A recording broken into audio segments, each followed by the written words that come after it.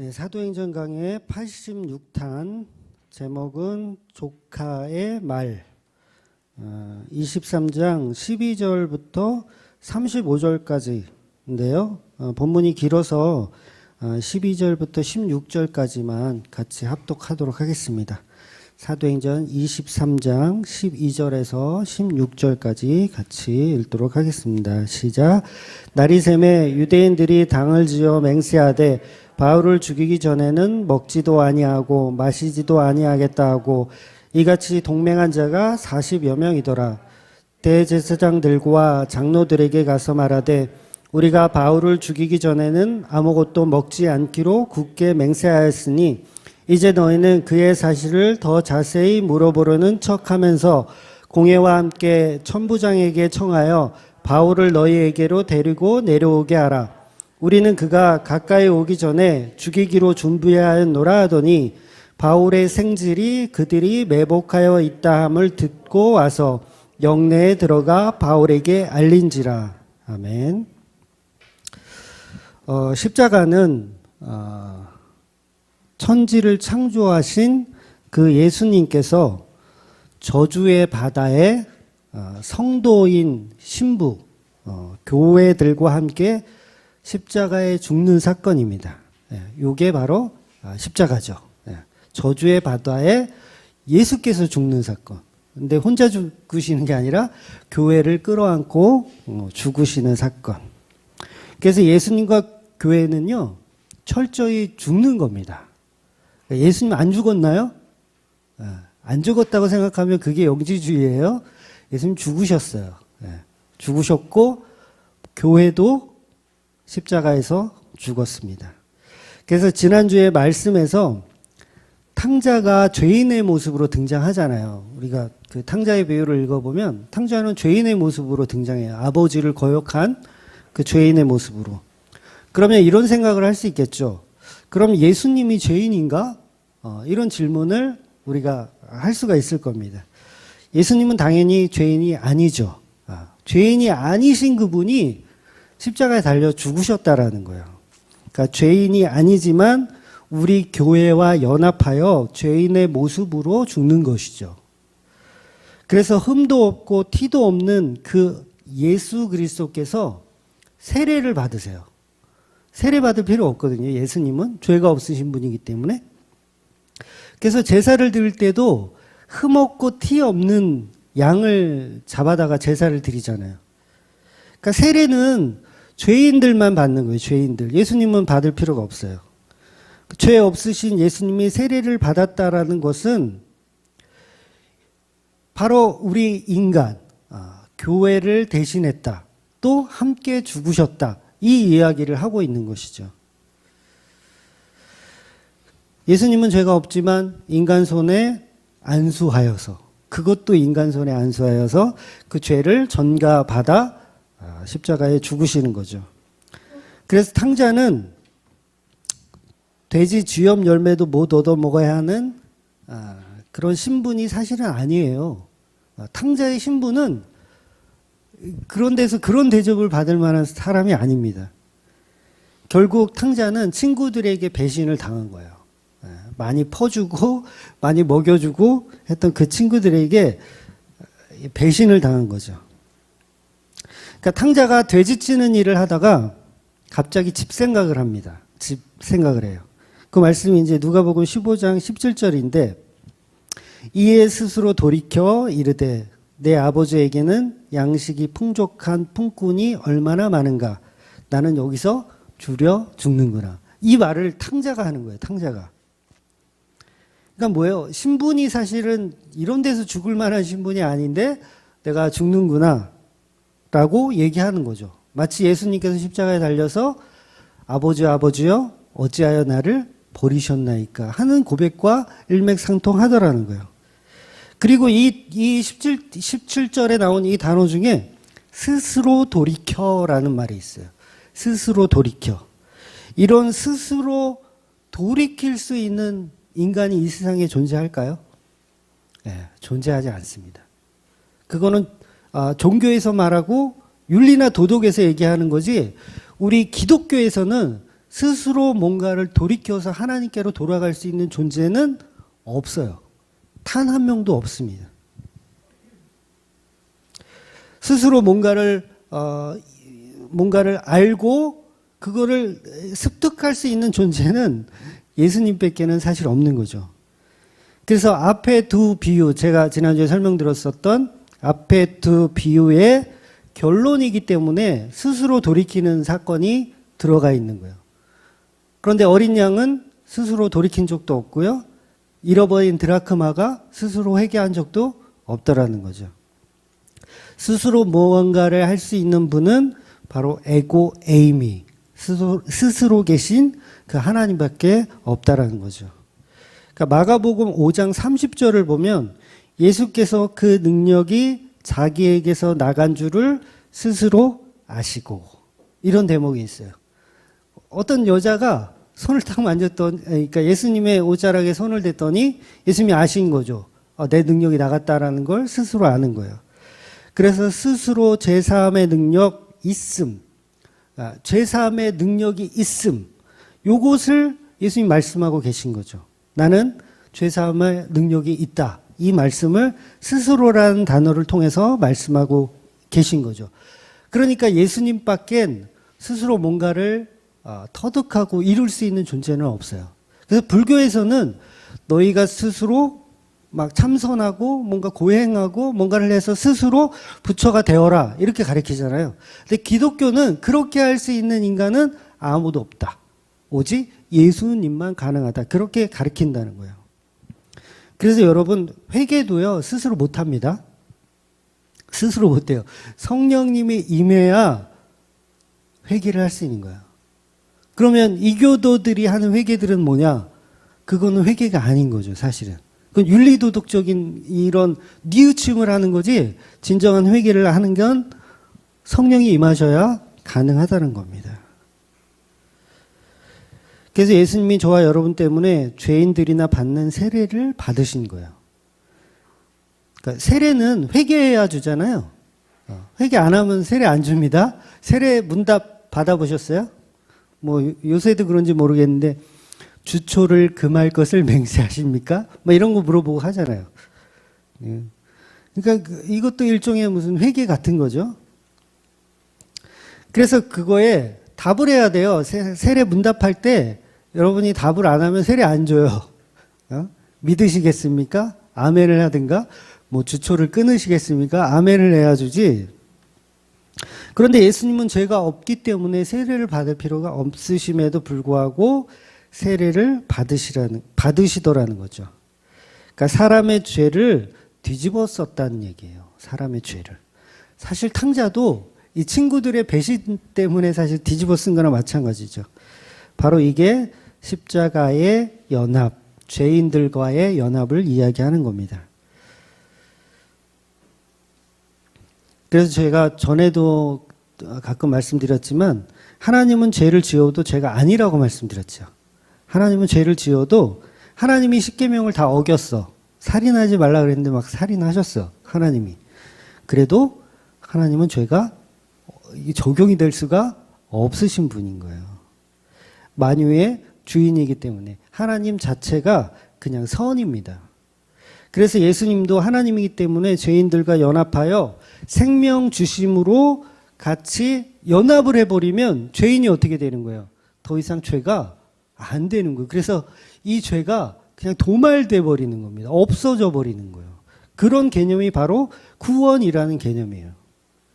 그래서 구원받으려면 예수님과 연합하는 방법 말고는 없는 거죠. 그래서 죄인들과 밥을 먹는 예수님의 모습을 비아냥거리는 바리새인들에게 비유적으로 인간을 사랑한 탕자를 말씀해 주시는 거예요. 인간을 사랑한 탕자. 친구들을 사랑한 탕자. 그래서 인간 손에 모든 재산을 다 빼앗기는 탕자. 그래서 돼지들과 함께 죽는 자리로 내려가는 탕자를 설명해 주시는 겁니다. 그래서 그 탕자가 바로 하나님이 보실 때는 불의한 청지기예요. 탕자가 하나님 보실 때는 불의한 청지기. 주인이 결국 불의한 청지기를 칭찬을 해주잖아요. 막 탕감해 주러 다녀. 그 불의한 청지기가 사람들에게 막 장부를 조작해서 탕감해 주러 다녀. 이거 누가 봐도 이거 혼날 일인데 희한하게 그 예수님의 비유에서는 그 청지기가 불의한 청지기가 오히려 칭찬을 받더라는 거죠. 그래서 바로 구원에 대한 이야기를 이 비유에서 설명하고 있는 거예요. 그럼 부활은 뭐냐? 부활. 예수님이 십자가에서 죽으시는데 교회를 끌어안고 죽으시는 거예요.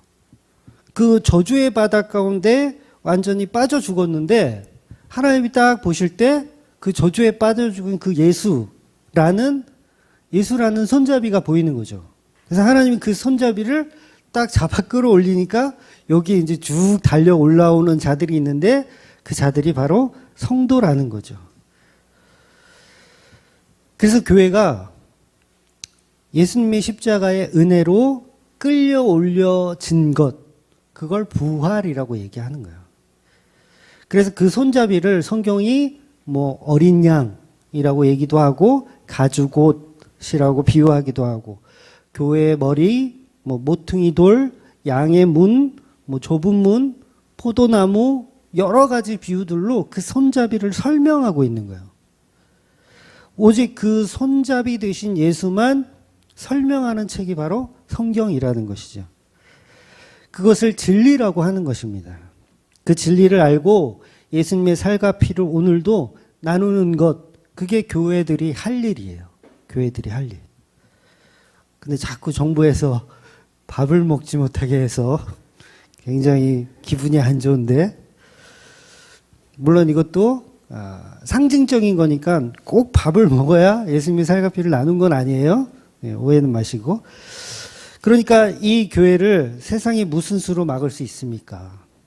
바리새인 서기관들이 비난하고 조롱한다고 예수님 피로 세우신 교회를 막을 수 있을까요?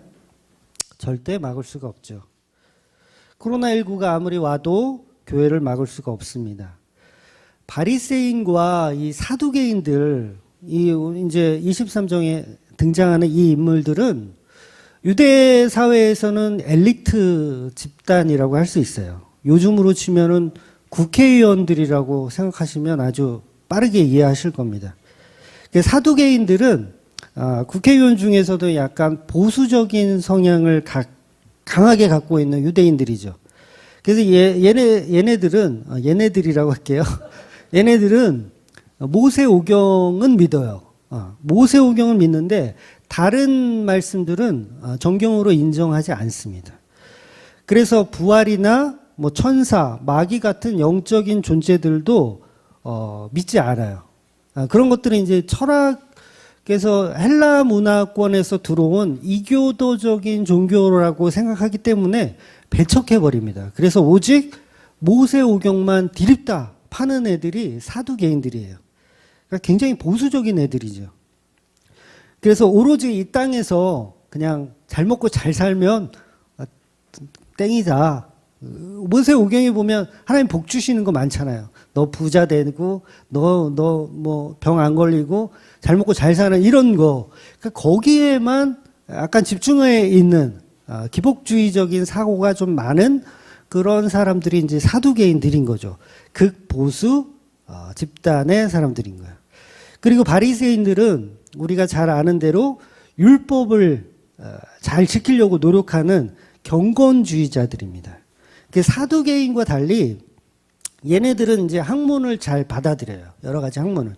뭐 헬라 철학도 받아들이고요. 뭐 여러 가지 문화들을 다 받아들여서 율법이란 율법은 다 끄집어내서 만들어내요.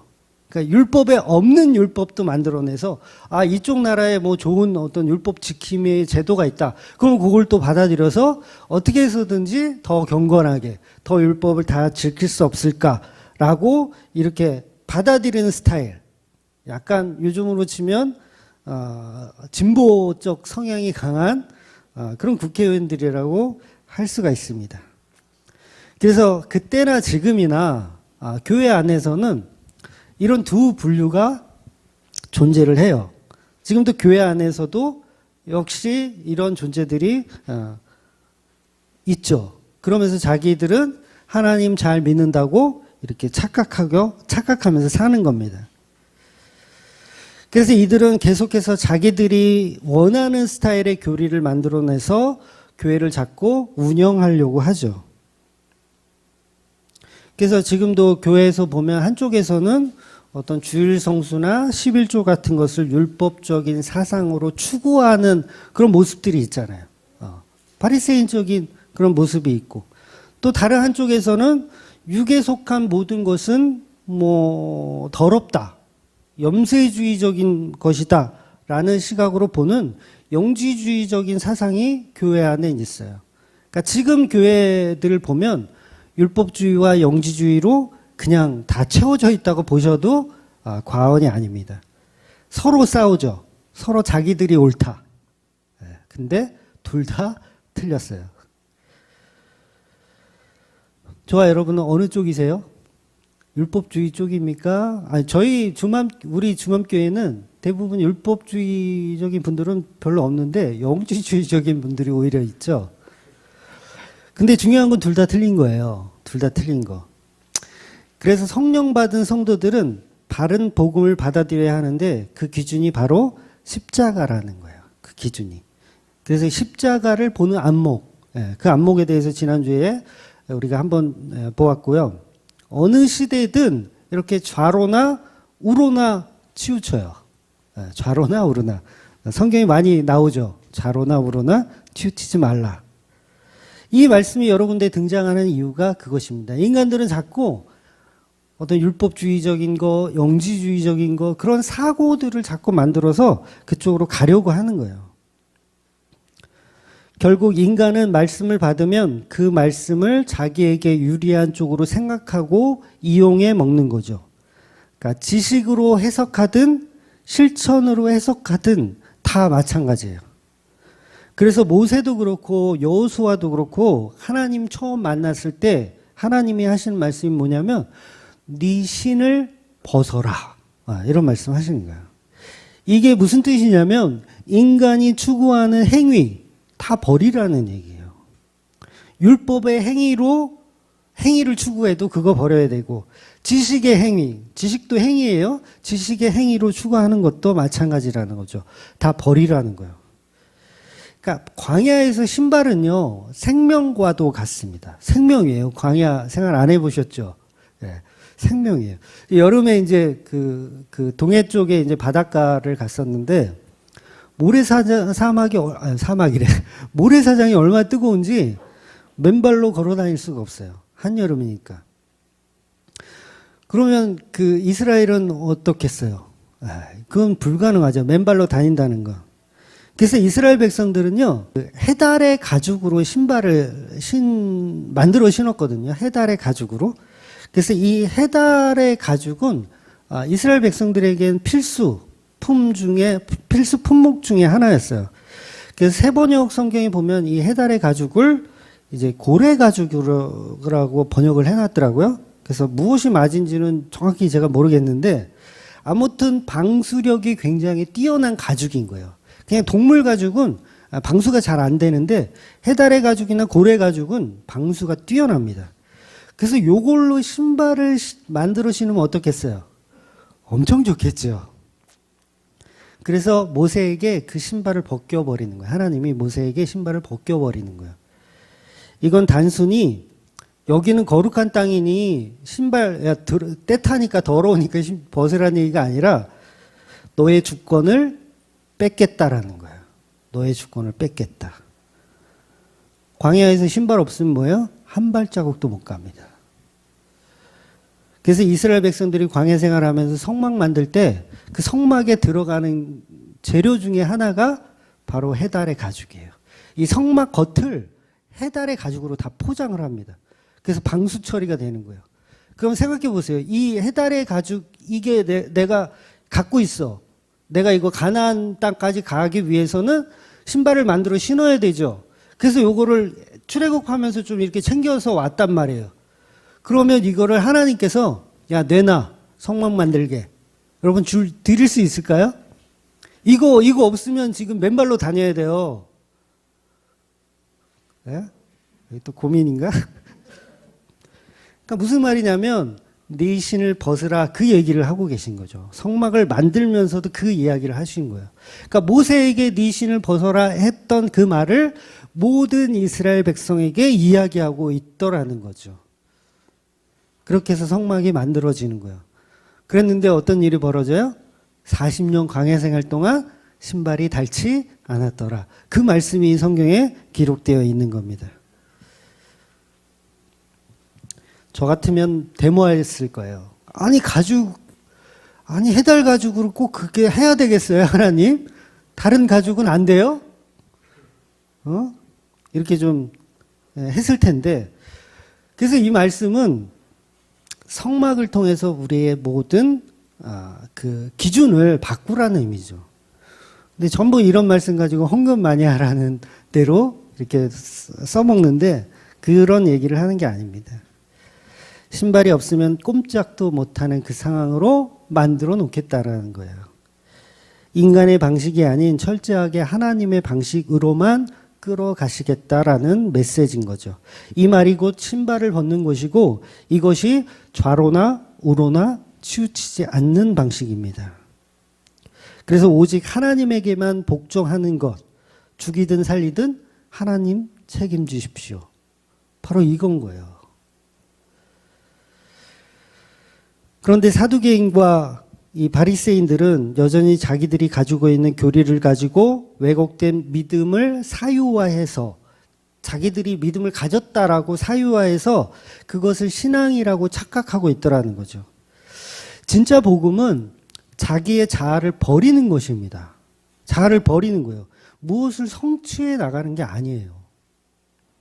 근데 저와 여러분이 성취해 나가고 있죠. 나 복음 이만큼 알아. 나 이만큼 지금 됐어. 나는 충분해. 난 굉장히 많이 배웠어. 이렇게 계속 성취해 나가고 있어요. 무슨 학교에서 이게 학년 올라가듯이 졸업장 따듯이 막 그렇게 생각하고 있더라는 거예요. 근데 아니에요. 복음을 안다는 건 내가 버려지는 거예요. 계속 비워지는 겁니다. 계속 빵학년이 되는 거예요. 빵학년. 빵학년. 근데 전부 교회에서는 성취를 말합니다. 정복을 말하고요. 거꾸로 가리키고 있는 거예요. 신앙은 오늘도 나의 신발을 벗는 겁니다. 하나님, 내가 주님 앞에 내 신발을 벗겠습니다. 그래서 바른 복음 안에서도요, 이렇게 잘못된 성취가 있더라고요. 잘못된 성취. 저도 마찬가지고요. 여러분도 마찬가지일 겁니다. 복음을 좀 안다고 해서 그래도 내가 한 3년 바른 복음을 들었는데 나 아는 게 많아. 나는 이 정도면 충분히 훌륭해. 저기 일반 교회, 우리가 흔히 그런 얘기하죠. 일반 교회 그러면서 막 일반 교회보다는 내가 좀 나는 특별해. 이렇게 자기는 훌륭하다고 생각하는 거. 나는 많이 배웠으니 이제는 예배 드릴 필요도 없다라고 생각하는 사람들도 혹 있을지 모르겠어요. 더 이상 말씀 배울 게 없구나. 다 배웠구나. 말씀을 배울 게 없다라는 건 예배를 안 드리겠다는 얘기나 별반 다를 게 없는 거예요. 예배는 하나님 말씀을 듣는 거거든요. 마르다와 마리아가 왜 마리아는 칭찬을 받고 마르다는 혼이 났냐면 예배에 대한 개념인 거예요. 마리아는 예배를 드린 거예요. 예수님의 말씀을 경청한 거죠. 그게 예배라는 거예요. 그래서 저와 여러분이 이렇게 나는 많이 배웠으니 더 이상 예배할 게 없다라고 생각하면 그거 큰일 나는 겁니다. 그건 안 되는 거예요. 예배는 계속 이 신앙이라는 것은 복음의 깊이는 계속 나를 비워내는 겁니다. 계속 비워내는 거예요. 그래서 잘못된 자아가 계속 채워지면 그거 거꾸로 가는 거죠. 나는 많이 배웠다. 나는 자아가 나의 자아예요. 그것도 나의 자아를 가득 채우는 거죠. 저와 여러분이 밥을 먹는데 김치찌개를 많이 먹어봤어요. 다 알아. 무슨 맛인지 알아. 짜장면을 하도 먹어가지고 무슨 맛인 줄 알아. 돈가스 많이 먹어봐서 무슨 맛인 줄 알아. 그러니까 안 먹겠다고 할 수 있냐고요. 또 먹어야 되잖아요. 그러니까 말씀이 나를 장악해 들어가면 내가 티끌이 되고 먼지가 되는 거예요. 나의 자아가 부정된다고요, 전부. 근데 나의 지식의 성장으로 우리가 생각하고 있잖아요. 지식의 성장으로.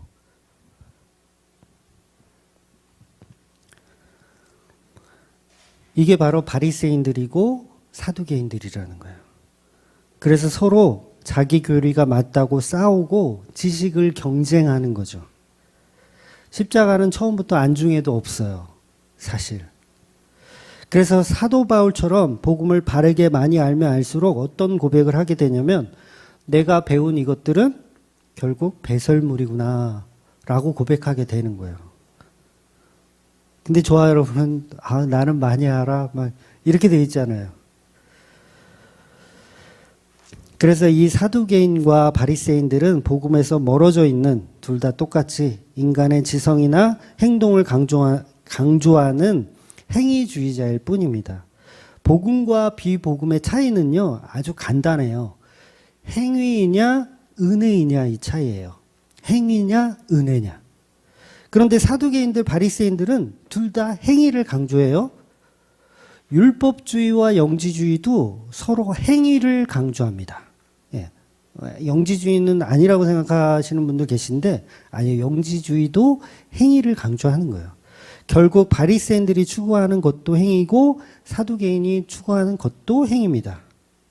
그러니까 지금 23장 본문도 구원을 은혜로 받는다고 생각하지 않고 인간의 지성이나 행동으로 이룰 수 있다고 생각하는 가짜들을 대표하는 그 바리새인과 사두개인들이 등장해서 그들을 싸움을 시켜버리는 거예요.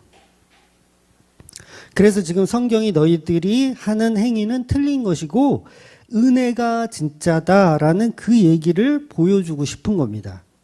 그래서 어떤 사건이 하나 벌어지는데 그 사건이 뭐냐면 바로 바울의 조카가 등장하는 거예요. 성경에 생질이라고 표현했는데 바울의 조카가 등장해서 바울을 구원하는 사건이 등장하는 겁니다. 그러니까 이걸 은혜라고 하는 거예요. 근데 바울의 조카가 뭘 했죠? 뭘 했습니까? 바울의 조카는 뭘 했냐면 말을 했어요. 말. 다른 거 뭐 한 게 없어. 그냥 말을 했어요. 그러니까 이 본문이 비유적으로 복음을 설명하고 있는 거예요. 복음. 좋은 소식, 말에 대한 이야기를 하는 거예요. 그러니까 사두개인과 바리새인들은 서로 행위를 가지고 자기의 신앙을 추구하고 있는데 그걸 다 부셔버리고 아니야, 복음은 말이야. 그 말에 대한 의미를 내가 설명해 줄게. 그러면서 성경이 우리에게 설명하고 있는 내용인 거예요. 그 십자가는 예수님이 말을 했는데 그 말에 의해서 사람들이 예수님을 죽이죠. 그러니까 예수님이 사람들은 가만히 있는데 혼자 막 골고다 올라가셔가지고 막 십자가 지고 이렇게 한 게 아니잖아요. 사람들이 가만히 있는데 신경도 안 쓰는데 예수님이 혼자 올라가신 게 아니라 예수님은 그냥 말을 하셨어요. 사람들에게 말. 어떤 말? 말을 하셨더니 사람들이 그 말을 듣고 행동을 옮기는 거예요. 행위를 하는 거예요. 그런 개념이더라는 거예요.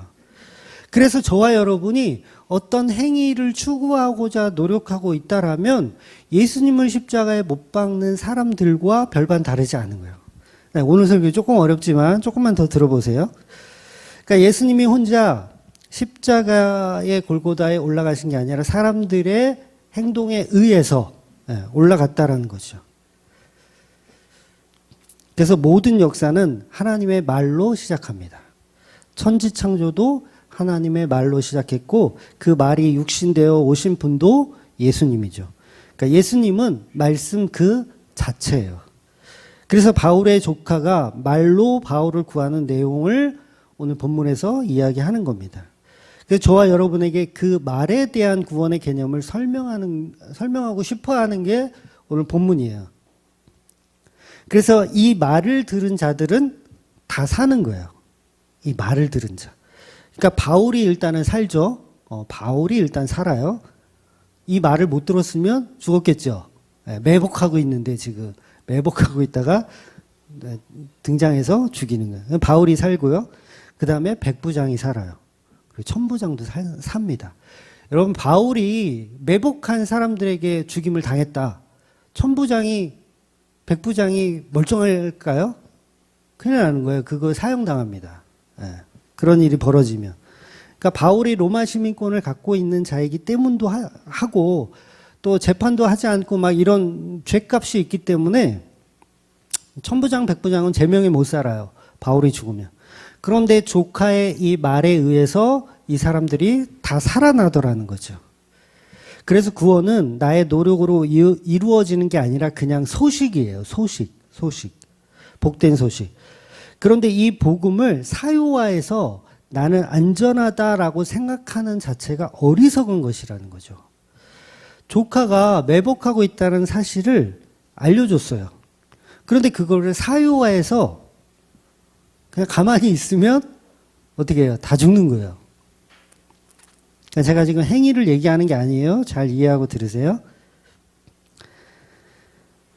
복음은 결국 말을 계속 전달하는 겁니다. 예수님의 말, 복음의 말을 전달하는 거예요. 무슨 말이냐면 지금 교회들도요. 구원의 확신 같은 것을 너무 집중하고 있어요. 구원의 확신을 집중하고 있어요.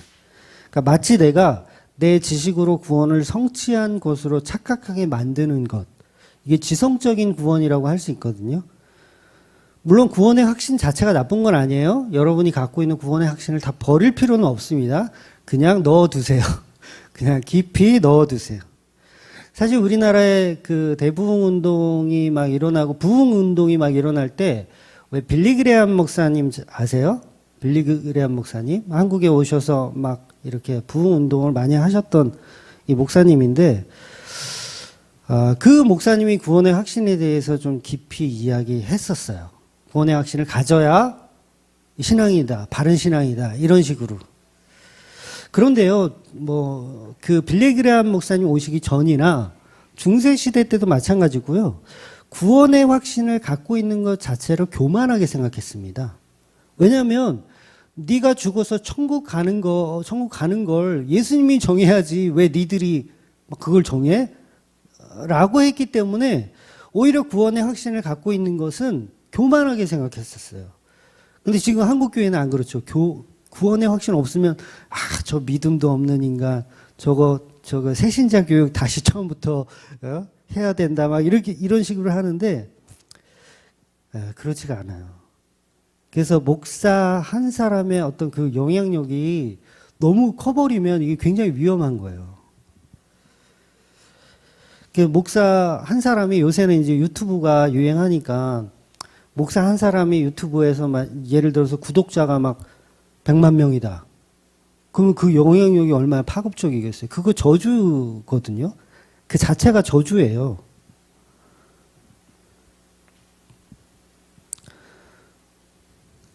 그래서 지금은 구원의 확신이 없다고 하면 예수 안 믿는 사람으로 매도를 당하지만 사실은 구원의 확신 같은 것은 사실 필요가 없습니다.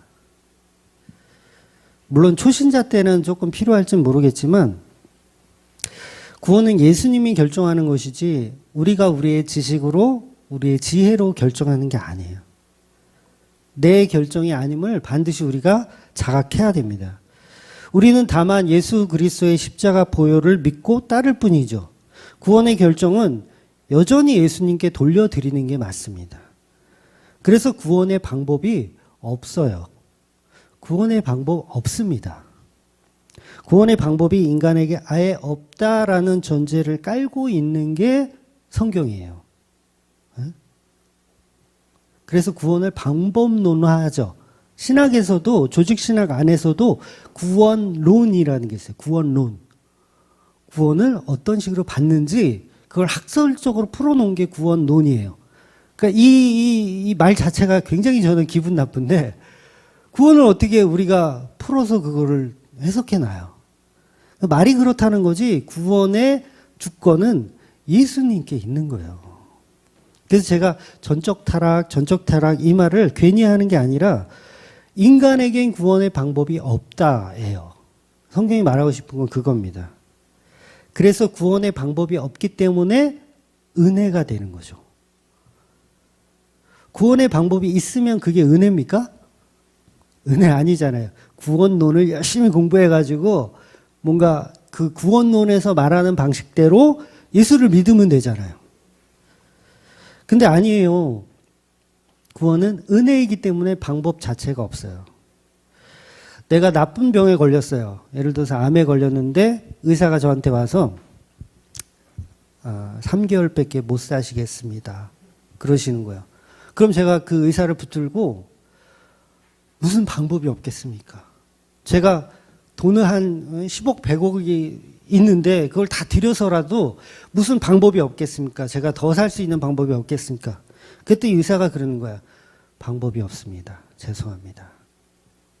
이랬을 때 살아나야 그걸 은혜라고 한다고요. 근데 방법이 있기는 한데 딱 한 가지. 그러면 그게 벌써 은혜가 아닌 거예요. 그러니까 예수님의 십자가를 우리가 자꾸 방법론적으로 이해하면 이건 은혜의 본질을 훼손하고 있는 거죠.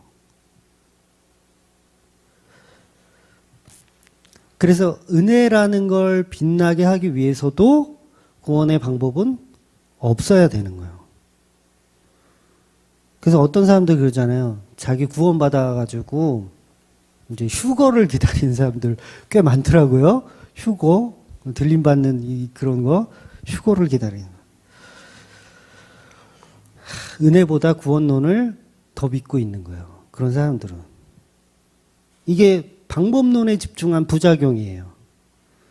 아니, 휴거가 언제 오든 무슨 상관이에요, 그게. 오늘도 사과나무 한 그루를 심지. 예? 휴거 받을 생각 아예 하지 마세요. 예? 아예 하질 마세요. 결국 그건 또 다른 행위를 만들어내는 겁니다. 십자가를 구원의 방법으로 자꾸 말하다 보면 물론 틀린 말 아니에요. 그 말이 틀린 말은 아니지만 그 또한 은혜를 희석하는 어리석은 교리가 될 뿐입니다. 인간이 스스로 지식을 성취할 수 있는 구원의 방법은 없습니다. 그냥 하나님께 맡겨드리는 그 십자가의 피의 은혜가 나를 구속하는 것이지 내가 예수 믿었으니까 그 대가로 구원을 달라고 하는 거는 10중 8구가 가짜라는 거예요. 예를 들어서 제가 건설 현장에 노가다로 나갔어요. 옛날에는 이게 노가다 나가면 이 끝날 때쯤 되면 한 4시 반이나 5시 정도 되면 이제 끝나거든요. 그때 되면 이제 소장급 되시는 분이 이제 현금을 들고 내려오세요. 내려와가지고 일당을 이렇게 직접 나눠줍니다. 이렇게 직접 나눠줘요. 그럼 이제 제가 일을 하다가 이제 소장 내려올 시간이 되면 제가 어떤 확신을 갖죠? 나한테도 오늘 일당을 받겠구나라는 확신을 가져요. 요게 바로 은혜를 방종하는 거라는 거예요. 은혜를 방종하는 거예요. 구원은 은혜로 주어지는데 이제 내가 받겠구나. 나 구원 받겠구나. 나 이제 품삯 오늘 받겠구나라고 생각하는 거. 그런데 내가 그 노가다 일 나가는데 일을 못 나갔어. 근데 오후 5시가 돼서 소장이 잠깐 불러. 그래서 갔더니 갑자기 나한테 일당을 주는 거예요. 요걸 뭐라 그래요? 요거를 은혜라고 하는 거예요. 은혜. 저는 일한 게 없는데요? 저는 무익한 종인데요? 왜 저한테 품삯을 주시죠? 요런 상황. 요런 상황이 은혜를 설명하고 있는 성경 말씀이라는 거죠. 근데 우리는 전부 9시에 출근한 그 일꾼들이에요. 예상하고 있어요. 나의 구원을 예상하고 있어. 결국 방법론적으로 빠져 있는 거예요. 그러니까 사도 바울이 말한 두렵고 떨림으로 너의 구원을 이루라라는 말씀은 없고 그냥 율법주의적인 어떤 지식을 만들어서 이렇게 하면 구원 받는다라는 어떤 수학적인 공식을 만들어 놓은 거예요. 그러니까 율법주의나 영주주의나 다 마찬가지죠. 그런 방식으로 구원을 이해하고 있는 겁니다. 복음은 나 없음이에요. 나 없음. 나 받을 거 없음. 나 구원 없음. 나는 가능성 제로. 천국 갈 가능성 제로. 그렇게 믿으세요, 여러분? 나는 천국 갈 가능성 제로. 속으로는 다, 그래도 설마 내가 지옥에 가겠어? 이렇게 예수를 잘 믿는데? 근데 복음을 복음을 들으면 들을수록 내 구원의 가능성 제로구나. 티끌이고 먼지일 뿐이구나. 그런데 예수님은 좋다. 나 구원 안 시켜줘도 예수님은 좋다. 이게 지금 바울의 모습이라는 거예요. 11절에 예수님이 나타나서 바울한테 그러시잖아요. 담대하라. 근데 로마 가서도 이거 한번 더 해야 되는데, 아쉽게도 예수님은 바울한테 도와준다는 말씀이 없으세요. 내가 도와줄게. 걱정하지 마. 이게 아니라 신발을 벗겨버리시는 거예요. 바울의 신발을 야, 힘들어?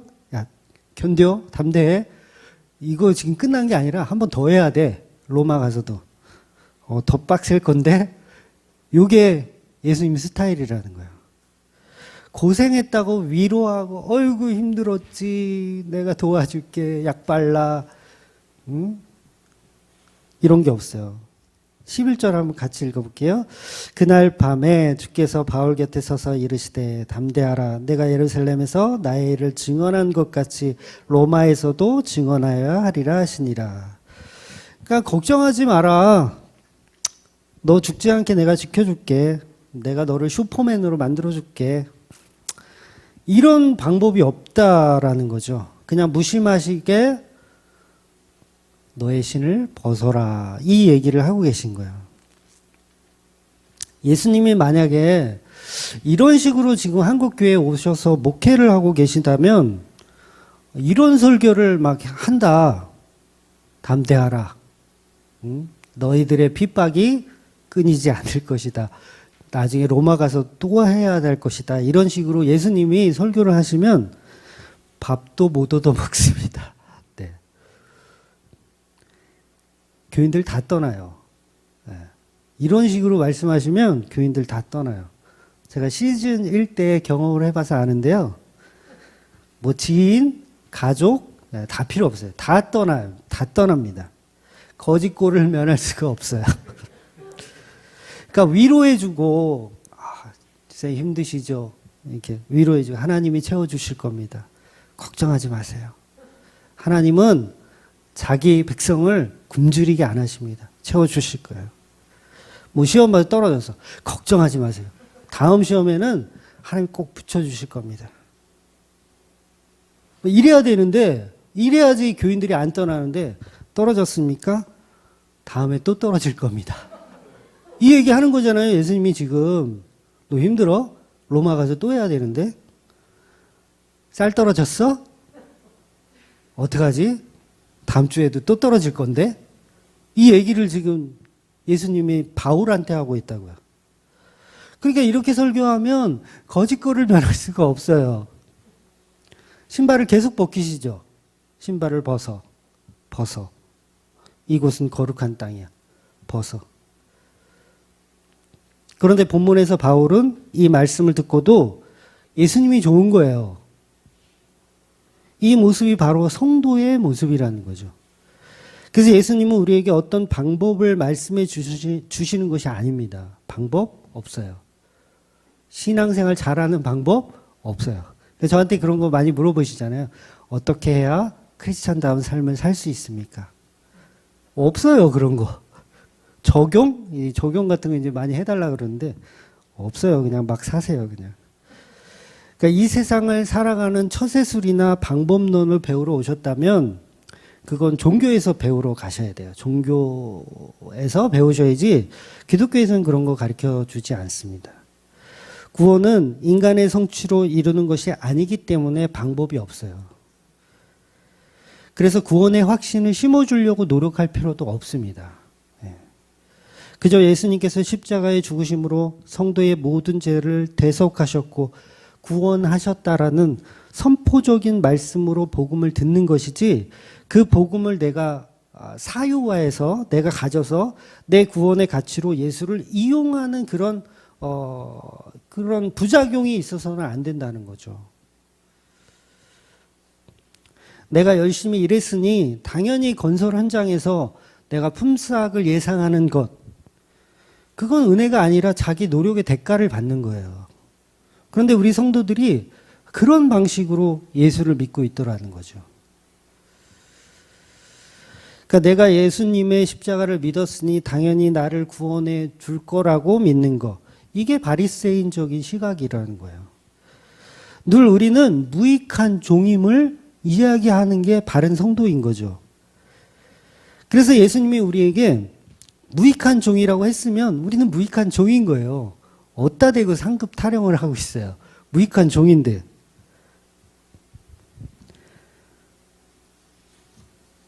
그러니까 상급 타령을 하고 싶으면 무익한 종이라는 그 말들을 다 칼로 오려내야 돼요. 성경에서. 그러니까 우리가 다른 데 정신이 팔려 있는 거죠. 결국은 앞을 보지 못하는 소경인 거예요. 그러니까 인간의 뇌가 얼마나 뛰어나요. 우리 인간이 뇌를 사람이 살면서 한 7%인가? 그 정도밖에 사용을 못 한대요. 그러니까 아인슈타인 같은 경우는 한 10%에서 11%를 사용한 천재고. 근데 저는 이 말에 공감이 되는 게 뭐냐면, 우리가 사람을 보잖아요. 그럼 그 사람을 내가 이렇게 상상해서 그림을 못 그려요. 똑같이 그려낼 수가 없어요. 우리 몽타주 같은 거 할 때도 못 그리잖아요. 근데 꿈에 그 사람이 나와요. 디테일하게 그 사람이 나와요. 아예 그냥 동영상 찍은 것처럼. 그게 어디서 나오는 걸까요? 내 머리에서 나오는 거죠. 그러면 이 고성능 카메라하고 내 머리는 별반 다를 게 아닌 거예요. 다만 우리가 자각하지 못할 뿐이죠. 그러니까 이 뇌가 그만큼 훌륭한 거예요. 어마어마한 능력을 갖고 있어요. 그런데도 구원은 IQ 문제와 전혀 상관이 없더라는 거죠. 그러니까 지식으로 구원받는 방식이 아니라는 거예요. 우리가 설교를 들으면서 깨달음이 있죠. 막 무릎을 탁 치기도 하고, 그렇지. 감동이 오기도 해요. 근데 그 십자가 은혜가 남지 않으면 그거 헛수고 하신 거예요. 그러니까 말씀 들으면서 이런 놀라운 어떤 지식의 향연, 그런 것 때문에 우리가 사실 유튜브에서 서핑하잖아요. 목사님도 어떤 뭐가 없을까 그러면서 이렇게 지식의 향연. 이 목사님 정말 많이 배워가지고 훌륭하시다. 근데 십자가가 남지 않으면 헛수고 하신 거라고요. 헛수고.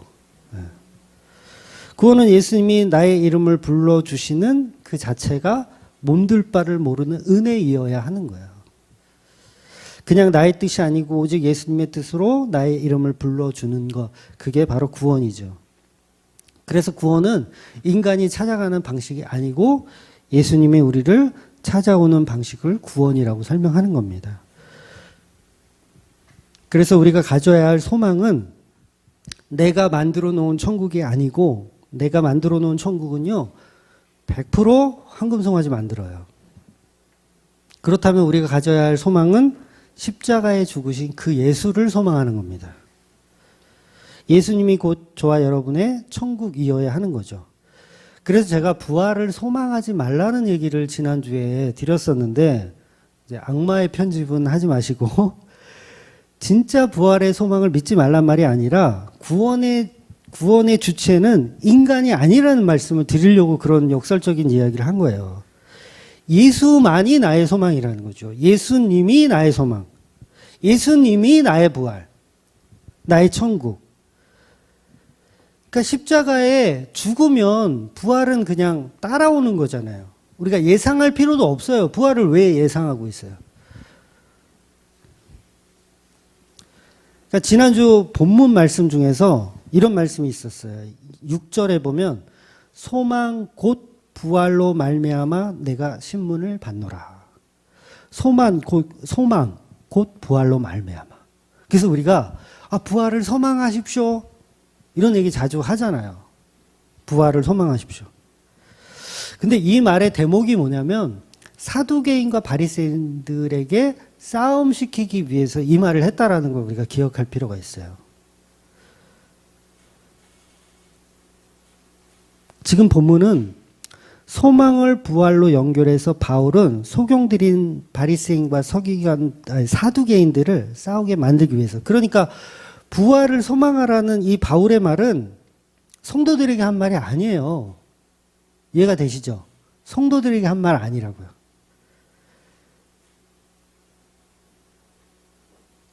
그러니까 우리가 편한 방식으로 말씀을 이렇게 띄어다가 우리가 사유하는 게 있잖아요. 그 대표적인 게 내 시작은 미약하였으나 네 나중은 심히 창대하리라. 요것도 욥의 친구가 욥을 비아냥거리면서 했던 말. 그러니까 오늘 이 부활을 소망하라 이 얘기도 좀 심하게 얘기하면 사도 바울이 사두개인과 바리새인을 비아냥거리면서 한 얘기나 별반 다를 게 없는 거예요. 그래서 베드로도요. 베드로전서 1장 3절에 부활의 소망에 대해서 이야기하는데 거기에 하나님이 들어가 있어요. 하나님 아버지가 들어가 있어요. 그러니까 하나님 아버지가 예수님을 살리셨고 그로 인해 우리가 거듭나는 산 소망이 되었다. 이렇게 말하는 거예요. 그냥 무턱대고 성도에게 부활을 소망하라는 말을 한 적이 없다고요. 그건 싸움시키기 위해서 했던 바울의 어떤 비책인 거죠. 우리는 이 땅에서 십자가 복음으로 듣는 것이지 부활을 복음으로 듣는 것이 아니란 얘기예요. 어찌 보면 부활은 우리가 죄인임을 드러내는 도구일 뿐이에요. 부활은. 그러니까 예수님을 배신하고 떠났던 그 제자들이 부활의 소식을 듣고 기뻐했을까요? 아니면 내가 죄인임을 깨달았을까요? 내가 죄인임을 깨닫는 거예요. 왜 기뻐해 지들이 배신하고 떠났는데. 그러니까 우리가 믿음이 얼마나 없는지를 폭로해내는 게 부활의 소망이라고요. 근데 앞에 뒤에 다 띄어버리고 부활의 소망. 우리 죽으면 부활해서 하나님께 왕노릇한다. 전부 바리새인들이죠.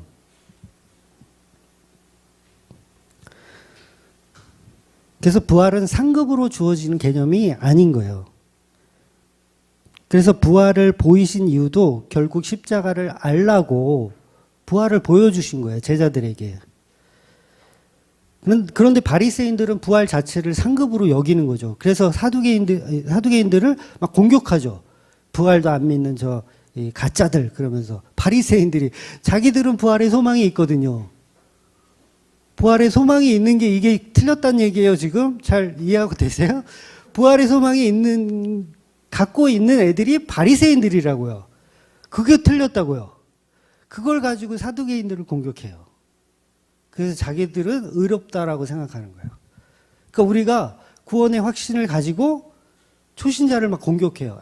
저 구원의 확신도 없는 저런 그지깡깽이 같은 사람들. 이렇게 공격하면 그 사람이 뭐라는 거예요? 그 사람이 바리새인이라는 거예요. 결국 바리새인들은 부활의 복음을 사유화했어요. 자기들의 것으로 만들었어요. 그래서 23장의 두 부류가 싸우는 이 성경 속의 내러티브는 너희가 가진 부활의 소망들은 전부 너희들이 만들어 놓은 가짜라는 것을 폭로시키고 있는 거예요. 그러니까 사두개인처럼 이 땅에서 복을 노리고 복을 누리고 천년만년 살고 싶은 인간들아, 너희들은 가짜다. 바리새인처럼 부활의 소망을 내가 만들어 놓고 천국에서 파라다이스를 꿈꾸고 있다면 그것 또한 역시 가짜다. 두 부류를 다 가짜로 폭로시켜내는 거예요. 그래서 진짜 성도는 부활보다는 십자가에 더 많은 관심을 갖고 있는 것이 당연한 것이죠. 그래서 저와 여러분이 십자가 복음을 정말 받은 사람이라면 파라다이스가 없다 한들 그들과 싸울 이유가 없어요. 네? 왜냐하면 내가 예수님을 정말 사랑하고 믿는다면 나에게 주어지는 천국은 예수님으로만 만족하는 것이지 다른 천국은 나에겐 의미가 없는 겁니다. 사랑하는 사람과 함께라면 그 어디나 하늘나라여야 하는 거죠. 기왕이면 다홍치마. 성경에 있을까요? 이런 말이? 없어요. 네. 성경은 오히려 두 주인을 섬길 수 없다고 말합니다. 요새 나훈아 콘서트 엄청 뜨더라고요. 저도 조금 봤는데 신곡들 중에서 그런 얘기가 참 많더라고요. 정말 사랑하는 사람을 위해서 모든 것을 다 포기한다. 그러니까 제가 좋아하는 그 나훈아 씨 노래 중에 이 세상에 하나밖에 둘도 없는 내 여인아. 계속 부르고 싶은데. 거기 보면 이런 가사가 있어요. 지금 생각나는 게, 비가 오면 내가 너의 우산이 되어주고, 그 다음에 눈이 오면 내가 너의 내가 너의 난로가 되어준, 난로가 아닌데? 하여튼 따뜻하게 해준다. 그런 얘기가 있어요. 그러니까 모든 것을 다 포기해도 너 하나면 된다. 그런 이야기들이 노래 가사에 많이 있더라고요. 나훈아 그 선생님의 노래 중에. 근데 우리는 다홍치마를 더 좋아해요. 예수라는 본질보다도 그분으로 인해서 얻어지는 것들에 관심이 많다라는 거죠. 결국 그게 바리새인과 사두개인이라는 거예요. 그래서 제가 이제 낯선 사람을 만나면 이렇게 전도를 하잖아요. 그랬을 때 자주 하는 얘기가 그 얘기를 해요. 그러니까 천국에 대한 개념을 물어보거든요. 그래서 우리 집사님이 돌아가셨을 때, 죽었을 때 천국에 갔는데, 그 천국에 갔더니 다 사막이야. 다 사막이고, 근데 예수님이 계셔. 그리고 다른 한쪽에는 막 파라다이스, 막 너무 좋은 환경인데 거기 예수님이 없어. 어떻게 하실 거냐고 제가 그런 질문을 이제 드리는데, 실제로 그게 이제 광야 생활하면서 이제 일어났던 사건이잖아요. 그래서 제가 주중에 어떤 교회를 다니는, 다른 교회 다니는 집사님하고 이야기할 기회가 있었어요. 그분은 파주에 이름만 되면 알만한 큰 교회 이제 집사님이세요. 저하고는 이제 처음 만났어요. 그냥 제가 목사인 것도 아마 모르실 거예요, 지금. 나중엔 얘기했구나. 지금 처음에 얘기할 때는 모르셨어요. 그래서 제가 이 얘기를 드렸어요. 이 질문을. 그래서 제가 의도적으로 일부러, 죽어서 천국에 갔는데 그곳이 광야이지만 예수님이 계신다. 어디를 선택하겠냐 하면, 교회 다니는 사람이면 대부분 예수님을 선택합니다. 광야라도 예수님이 계시면 저는 거기를 선택합니다 라고 얘기해요. 일부러 제가 그렇게 의도해서 설명해요. 왜냐하면 그렇게 해서 확답을 받으면, 그러면 모든 가치를 그 예수님에게 두고 신앙생활을 하시라고 제가 그 말씀으로 드리기 위해서 일부러 의도해서 이야기를 합니다. 그 울림이 이제 있기를 바라는 거죠. 그런데 이분의 대답은 이렇습니다. 어떻게 말씀하셨냐면, 당연히 광야를 선택하죠. 거기 예수님이 계시다면 그 예수님의 능력으로 다시 그 광야를 오아시스로 만들어 주실 거 아닙니까? 그러시는 거예요. 제가 처음 듣는 얘기가 아니라요. 이런 얘기를 제가 많이 이렇게 하고 다니기 때문에 피드백을 하는데, 이렇게 얘기하는 사람이 거의 8명, 9명은 다 이렇게 얘기해요. 광야죠, 당연히. 광야에 계신 예수님을 선택하면 그 예수님이 광야를 다시 적과 꿀이 흐르는 땅으로 만들어 주실 거 아닙니까? 그러니까 당연히 저는 예수님을 선택할 겁니다. 이렇게 답해요. 맞는 말이지만 결국 이게 이성적 논리가 또 복음을 희석하는 거예요. 개가 토한 것을 개가 다시 집어먹는 거예요. 돼지가 자기 몸을 씻고 구덩이에 다시 또 들어가는 겁니다. 이게 잠언에 있는 말씀이고, 베드로도 이 말씀을 인용해서 했던 말이거든요. 여전히 두 주인을 섬기고 있는 거예요. 그러니까 저와 여러분은 성령이 아니면 바른 십자가의 증거를 볼 수가 없는 거예요. 계속해서 우리는 황금 송아지를 만들어내는 존재라는 거예요. 나를 위해서 우상으로 만드는 거예요. 예수님을 나를 위한 파라다이스를 만들어주는 도구로서 믿는 거지, 정말 예수님을 안 믿는 거예요. 이 세상에 하나밖에 둘도 없는, 이렇게 안 믿는 거예요.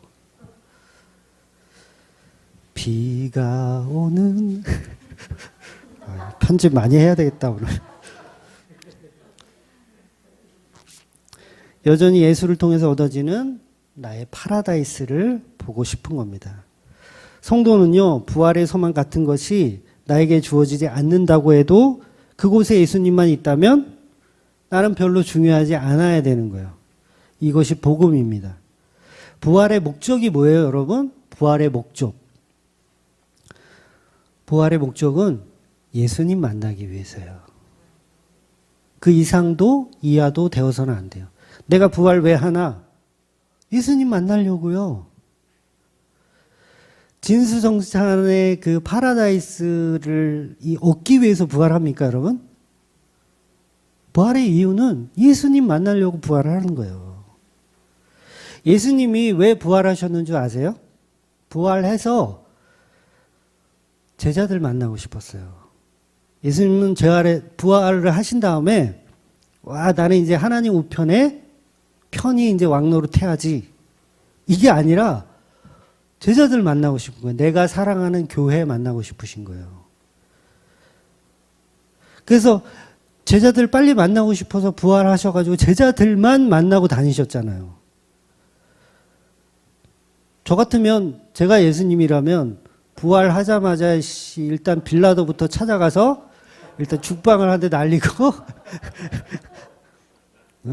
그 다음에 유대인들 막 십자가에 못 박으라 하고 막 소리친 것들 막 이렇게 할 텐데 우리는 그럴 거예요. 부활의 목적이 나를 위한 거니까. 나의 파라다이스를 위한 거니까 그렇게 할 거예요.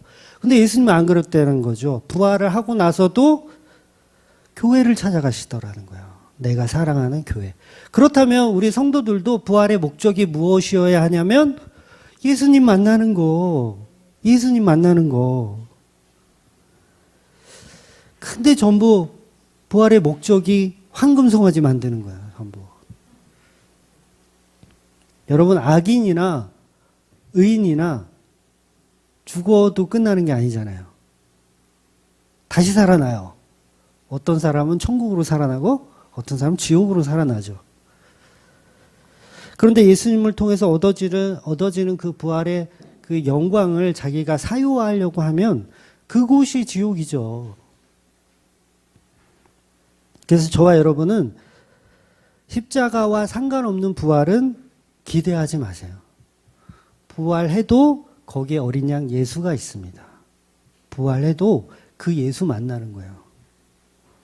눈물 없이 만날 수 없는 곳이 천국이라는 거죠. 그런데 우리가 부활을 생각할 때 십자가는 없고 나의 생명만 얻으려고 하면 그 논리가 예수든 부처든 일단 믿어서 나의 생명만 유지하면 되겠다라고 하는 것과 별반 다르지 않은 거예요. 이걸 종교라고 합니다. 그들이 바로 거지 나사로와 반대되는 부자들인 거예요. 만몬을 섬기는 두 주인을 섬기는 자들입니다. 탕자처럼 불의한 청지기처럼 예수님은 죄인을 위해 오셨습니다. 우리의 관심은 그러나 탕자가 갖고 있는 재산만 노리고 있어요. 재산만 노리고 있죠. 계속. 탕자가 오늘은 술을 쏠까? 이러면서 막 재산만 노리고 있어요. 예수 믿는 목적이 그거예요. 탕자와 친구하는 목적이 그겁니다.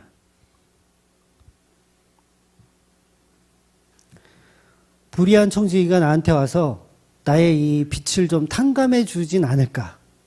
요 목적이 있는 거예요, 그냥.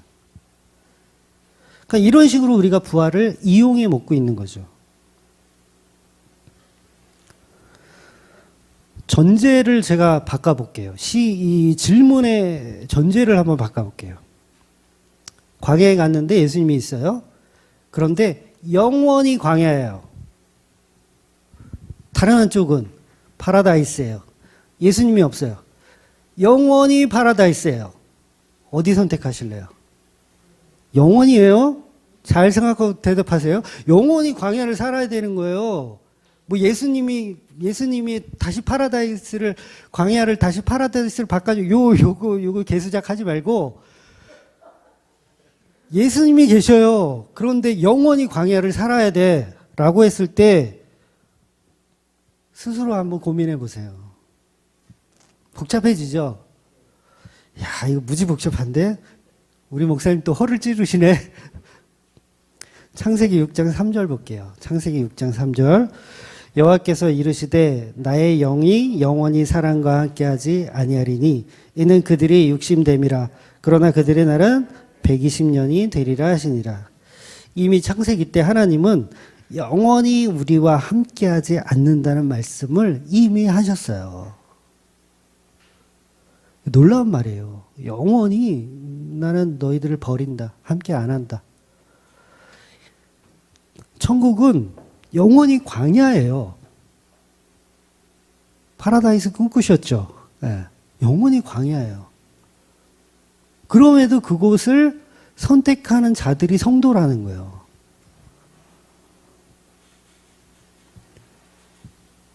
그래서 이미 창세기 때 하나님은 영원히 우리와 함께 하지 않는다라는 말. 이 말이 무슨 말이냐면 구원의 길이 없다예요. 구원의 길 없다. 그래서 제가 서론에 말씀드렸죠. 구원의 길이 없는데 구원의 길이 생긴 거. 그걸 은혜라고 한다고요. 그런데 우리는 여전히 파라다이스를 꿈꾸면서 구원의 길을 만들어 놔요. 우리가. 하나님을 우롱하는 거예요. 구원의 길이 없다고 하시잖아요. 그래서 노아의 때에 사람들은 파라다이스를 즐기고 사는 거예요. 노아의 때. 이게 지금 창세기 6장 3절이 노아의 때를 이야기한 거잖아요. 하나님 없이 시집가고 장가가고 막 즐겁게 사는 거예요.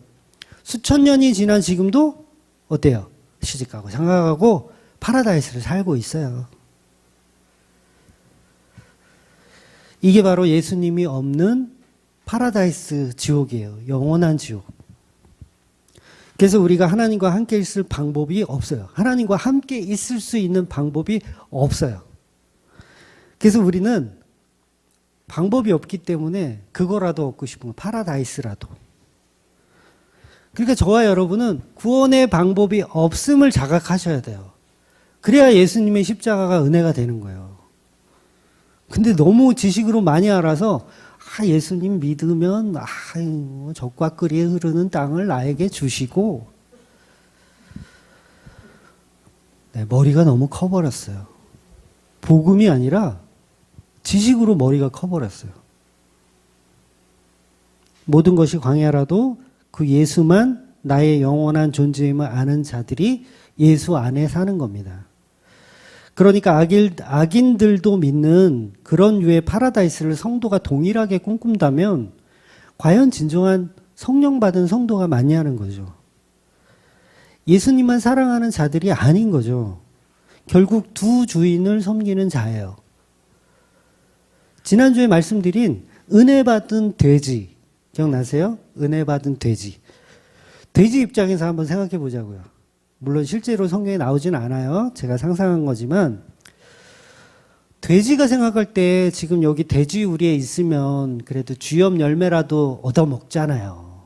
근데 저 거지 같은 탕자를 따라갔다가는 거지 꼴을 면하지 못할 텐데 따라가는 자들, 그게 성도라는 거예요. 그러면 제가 전제해드린 광야인데 예수님이 있어. 거긴 영원히 광야야 라고 했을 때도 따라가는 자들이 있더라는 거예요. 그 자들이 바로 은혜 받은 돼지고 그 자들이 바로 성도라는 거예요. 여러분, 파라다이스는요, 외부에서 나타나는 게 아니에요. 내 안에 이미 파라다이스가 존재해야 그게 성도의 모습인 거예요. 그래서 이런 말도 안 되는 역설을 듣기 싫은 사람들이 바울을 죽이려고 하는 거예요. 그래서 오늘 본문에서 유대인들 중에 바울을 죽이기로 작정한 사람들이 당을 만들어서 바울을 죽이기 전까지 먹지도 않고 마시지도 않고 다짐을 하는 겁니다. 이건 단순한 결단이 아니고 하나님께 하는 맹세라고 할 수 있어요. 하나님께 하는 맹세. 바울을 죽이기 전까지는 음식을 먹지도 마시지도 않겠다. 작정한 사람들. 하나님 잘 믿는 사람들이라는 걸 기억하실 필요가 있어요. 그런데 이 모습이 지금 한국 교회도 똑같이 있더라는 거예요. 저와 여러분의 모습 속에도 있습니다. 여전히 나를 위해 신앙하는 것이고 나에게 파라다이스를 주어지지 않는 예수는 죽여버리고 싶은 거예요. 배척하고 싶은 거예요. 천국에 갔는데 예수님 혼자 있고 광야야. 씨, 예수님 사기꾼이었구나. 예수를 죽여버리는 거예요. 천국에 가서도. 그것들이 가짜라는 거예요. 그럼에도 불구하고 그 예수를 끌어안고 엉엉 우는 자들이 성도라는 거죠. 40명의 유대인들이 바울을 죽이기 위해 음모를 꾸밉니다. 이 사실을 생질인 조카가 알게 됩니다. 그래서 천부장까지 이 사실을 알게 되고 천부장이 바울을 호위하는데 무려 470명이 군대가 바울을 호위하게 됩니다. 그래서 유대인에게 무고하게 로마 시민이 죽으면 죗값이 엄청나잖아요. 그래서 470명을 이렇게 채우는 거예요. 근데 그 채움에 의한 도구가 뭐였냐면 조카의 말이라는 거죠. 조카의 말. 그래서 저와 여러분은 그냥 예수님이 11절에 말씀하신 대로 담대하라 이 말을 믿어야 되는 거예요. 신을 벗으라 하면 신을 벗어야 되고 광야이지만 나에게 오라 하면 가야 되는 거예요. 그런데요, 우리가 그 광야에 가잖아요. 광야에 가잖아요. 예수님 있는 천국, 그 광야, 영원한 광야에 가잖아요. 그러면 광야에서는 가장 필요한 게 뭐죠? 물이잖아요. 근데 그 물이 어디 있는 줄 아세요?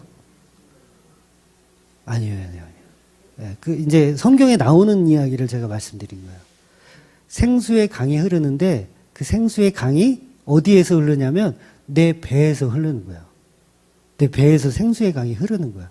그러니까 예수 믿는 성도에게 이미 파라다이스는 존재했던 거예요. 그러니까 광야도 상관없는 거죠. 더 이상. 예수님만 있으면 되는 거예요. 이미 내 안에 파라다이스가 있으니까. 그 가짜들은, 지옥을 가는 자들은 외부에 있는 파라다이스만 꿈꾸면서 지옥을 살지만 천국 가는 자들은 이미 내 안에 생수의 강이 넘쳐 흐르고 있기 때문에 더 이상 필요한 게 없어요. 뭐만 있으면 되냐면 예수님만 있으면 되는 거예요. 요한복음 7장 37절, 38절 말씀 잠깐 보겠습니다. 시작. 명절 끝날 곧 큰 날에 예수께서 서서 외쳐 이르시되 누구든지 목마르기든 내게로 와서 마시라. 나를 믿는 자는 성경의 이름과 같이 그 배에서 생수의 강이 흘러나오리라 하시니라. 그러니까 예수님 곁에 서면 내 자신이 파라다이스가 돼서 생수의 강이 넘쳐 흐르는 거예요. 이미 성령님이 내 안에 오셔서 성령의 강을 만들어 가고 계신 거죠. 생수의 강이. 그래서 우리가 죽을 때 다 놓고 가도 됩니다. 다 놓고 가세요. 뭘 그렇게 가져가려고 그래요. 다 놓고 가세요. 천국에 가면 필요한 게 없어요. 더 이상. 내 안에 이미 생수의 강이 흐르고 천지를 창조하신 그 예수님이 내 눈앞에 있는데 뭘 더 바라요. 가짜들이 천국을 소유하고 싶은 거예요. 막 이것저것.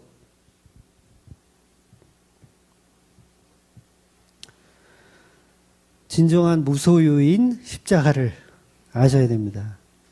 바울이 지금 모든 것을 버리고 로마로 간다는 것을 기억하셔야 돼요. 바울은 다 버리고 가는 겁니다. 로마로. 제자들이 예루살렘 들어갈 때 못 가게 했어요. 가지 마시라고. 근데 바울은 죽기를 각오하고 지금 가는 거예요. 다 버린 거예요. 왜? 이미 내 안에 생수가 있거든요. 바울 안에는 이미 파라다이스가 있기 때문에 더 이상 추구할 게 없는 거예요. 그 예수만 만나러 가는 거예요. 바울은. 그래서 그 예수로만 인해서 하루하루를 기대하면서 살아가는 겁니다. 그래서 저와 여러분은 파라다이스를 꿈꾸는 게 아니라 예수를 꿈꾸는 거예요. 당연히 이 땅에서 받을 복 따위는 별로 큰 의미가 없는 겁니다. 저와 여러분이 조카의 말을 들었다면 로마로 가는 기쁜 소식인 거예요. 로마로 갈 수 있는 기쁜 소식. 천국과 부활을 소유한 그런 가짜가 아니라 은혜를 기억하는, 그냥 광야이지만 예수님으로 인해서 만족하는 그 은혜를 기억하는 저와 여러분이 되시기를 주의 이름으로 축원드립니다. 기도하겠습니다.